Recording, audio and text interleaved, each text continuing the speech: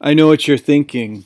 This intellectual guru, Pilleater, is going to make another very strong, critical lecture about what's wrong with Frank Hassel and Smooth Sanchez and take away our anti-liberal joy away and be an advocate of the neoliberal system. Far from it. I thought in recent developing news in the past 2 months, there's something bizarre with this new kind of Zoomer post-millennial IRL live streaming pranking that does go back to its Gen X punk rock roots and hipster reactionaryism of the type. But how far does it go? And I think I need to explain to the public the difference between avant-garde hate, a term that I coined, and versus its criminal intention. Frank Hassel being a heir to Sam Hyde and Smooth Sanchez, a loner in New York City, but adopting hilarious 4chan meme stuff of the incel. But they both relate because they're anti-liberal and have the right-wing side of them, however, are often for the young people and their insecurities and less thought out and practical principle, and this is leading on a downward spiral. So before you get into this lecture, I suggest you pause this video and go Google search on YouTube, BitChute, or Odyssey, Hatred as a Queer Condition by Pilleater. And this was my experience with Jim Goad on the Luke Ford Show, and what that means when listening to other people and listening to understand these, psychologically speaking, these types, and how it might relate to a bigger whole and what the masses don't understand about subculture. Now, resuming on this lecture, Penguin Z0, this 8 million subscriber guy who probably has been doing YouTube forever, made a video about how Smooth Sanchez got arrested. And he got arrested because he was making a really funny bomb skit by going up to people and saying he has a bomb. Somebody called police on them, and he got terroristic charges. I don't know what the outcome was, but a 19-year-old doing that, yeah, it's a hoax, and he's taking it to the extreme, but it's ironic we all laugh at that. We think it's funny. It's a way of disturbing the peace. But Penguin Z0, with his huge resume of 8 million subscribers and his followers, all he has to do is record and tell his audience how bad it is and how evil. And before you know it, on the actual Smooth Sanchez mirror channels and uploads, there is now an equal or higher rate of dislikes for Smooth Sanchez than there was uplikes. And all the upvotes were coming from people who sympathize with Smooth Sanchez and his anger towards the system, whether that's incel or some reactionary 4chan or confronting COVID mask clown world.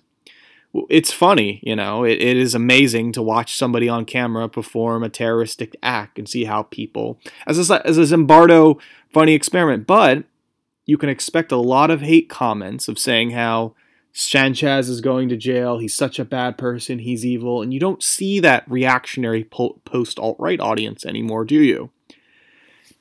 Now, to change the subject, there's another guy named Frank Hassel who was, a student of Sam Hyde's, took up the whole RISD, Adult Swim, Tim and Eric, jackass kind of thing, and he's making these goofy, artsy videos, trying to outdo Sam.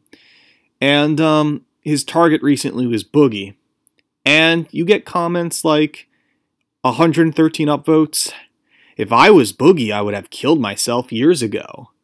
These are Frank Hassel's fans, saying death threats to Boogie because it's now became this avant-garde thing to pretend you're a violent terrorist and you all laugh at it for the lulz, L-U-L-Z, the 2008 concept, but now that's making a turnaround to this weird hipsterism of violence. And unfortunately, Boogie did go to jail because I believe he shot his gun in a no-gun zone, and I guess with lawyer intervention, he only had a felon class D or something. But he's probably out of jail now, I don't know. But what happened was Boogie being in jail just re-energized Frank Hassel's fans, and they're all now saying, oh, he deserves it. Death threat. Frank is now a hero for putting criminal people insane behind. And like Antifa mentality, you have to destroy and kill the opponent. And Review Tech USA does a really good, roundup of what happened and how he doesn't like both sides of the coin. But I want to elaborate further on this hypocrisy. I recently had a series of videos in the last 7 months where I was on Breaking the Rules with Frank Hassel and John Pellick. And, just to come on, say hi to my friends, whatever. And I wanted to support Frank Hassel by putting up a video, and he took it down by himself. He never addressed that fact, because he wants everyone to go on his Grumroad and make money. That's how Smooth Sanchez, why he climbed the Queen Bros Bridge, is because he made money doing so. And it gets very suspicious when you create markets based upon your own insanity. And this made me really start to question capitalism and creating Charles Mason-like cults around people who believe it's the truth. I address it, and then I'm met with overwhelming evil and suppression, where I made a joke video, and literally, being sincere, talking about how disgusting and retarded Frank Hassel's fan base is. And I had 249 downvotes, and only 16 brave souls were to take the side of paternalism.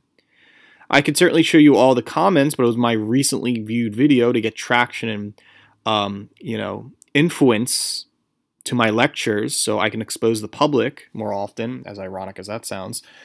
But on my BitChute channel, you have, if you can pause the video, you have people literally hating me to the degree that you can't even call this free speech, or you can call this a form of word terrorism, of verbal abuse, avant-garde hate, if you haven't watched the first video I told you to watch. And this sad user says that this is wrong target audience to preach about my pseudo-anti-Semitism.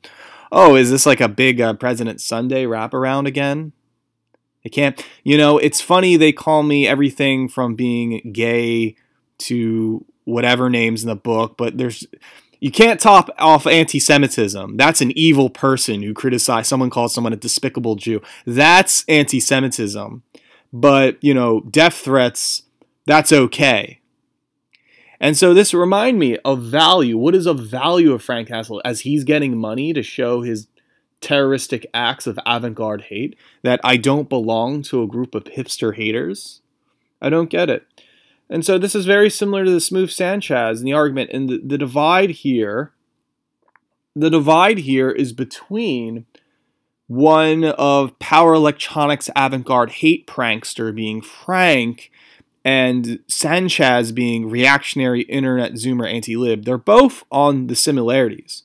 Both have some kind of anti-liberal, traditionalist, right-wing value to them, but expect hipster culture and internet people of youth culture to get behind their backs of the jackass Tim and Eric types. And I think it is sad that people think that they're doing elaborate jokes on one another and that we're still in this kind of immature, oh, I'm smarter than now. Actually my playlist is full of rap music to create this Sam Hyde illusion. I'm playing a prank on you, right? And really it's to save face that people are trying to be sincere while being ironic all at the same time.